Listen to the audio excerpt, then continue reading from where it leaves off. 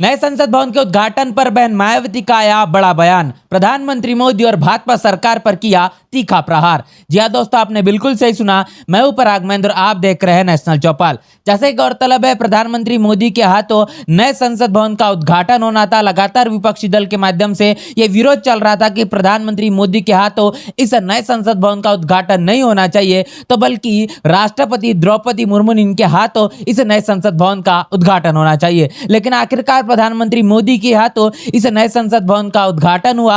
और जिस तरीके से सुबह से ही तमाम तस्वीरें देखने को मिल रही है, जिसको देखने के बाद में तमाम लोकतंत्र को मानने वाले और देश के अंदर में लोकतंत्र को स्थापित करने वाले लोग जरूर बेचैन हो गए होंगे। उन तस्वीरों को देखकर यह समझ में आता है कि आखिर जिस विचारधारा को लेकर प्रधानमंत्री मोदी या कहीं ना कहीं भारतीय जनता पार्टी लगातार पूरे देश के अंदर में काम कर रहे हैं, उसकी सबसे बड़ी पहल आज के दिन रखी गई। और इस पूरे मसले को लेकर लगातार लोग सोशल मीडिया पर अपनी अपनी प्रतिक्रिया लिख रहे हैं। और ऐसे में बता दें कि बहुजन समाज पार्टी के राष्ट्रीय अध्यक्ष बहन मायावती, इनकी भी बड़ी प्रतिक्रिया आई है। इस मसले को लेकर आखिर उन्होंने क्या कहा, आइए देखते हैं। नए संसद भवन के आज किए गए उद्घाटन के लिए केंद्र को शुभकामनाएं। इस नए संसद भवन का परम पूज्य बाबा साहब डॉक्टर भीमराव अंबेडकर की मानवतावादी सोच तथा उनके बनाए गए पवित्र संविधान की नेक मंशा के हिसाब से देश व जनहित में सही व भरपूर इस्तेमाल हो, यह उचित होगा। जैसा कि ट्वीट में आपने साफ तौर पर देखा, बहन मायावती ने सबसे पहले केंद्र की सरकार को शुभकामनाएं दी है।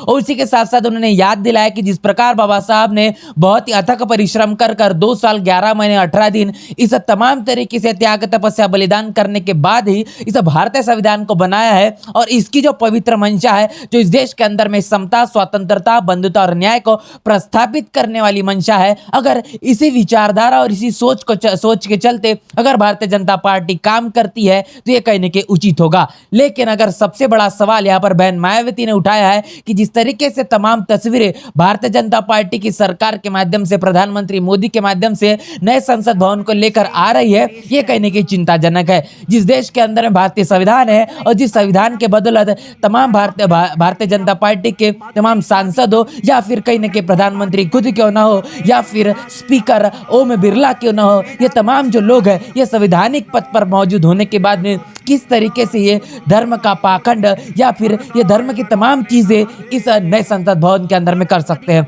शुरुआत से हम देखने को मिल रहा है कि प्रधानमंत्री मोदी के माध्यम से जिस प्रकार सबसे पहले पूजा पाठ किया गया, हवन किया गया, उसके बाद में उनके माध्यम से सिंगल को स्थापित किया गया, जो कहीं ना कहीं राजदंड और इस वैदिक परंपरा को बढ़ाने के लिए उसका एक प्रतीक माना जाता है, उसको स्थापित किया गया। उसके बाद में प्रधानमंत्री मोदी ने सबसे पहले तमाम तरीके से हिंदू धर्म के तमाम देवी देवताओं का नाम लेते उनका शुक्रिया अदा किया और इस नए संसद भवन के उद्घाटन को लेकर तमाम लोगों को बधाइयाँ दी।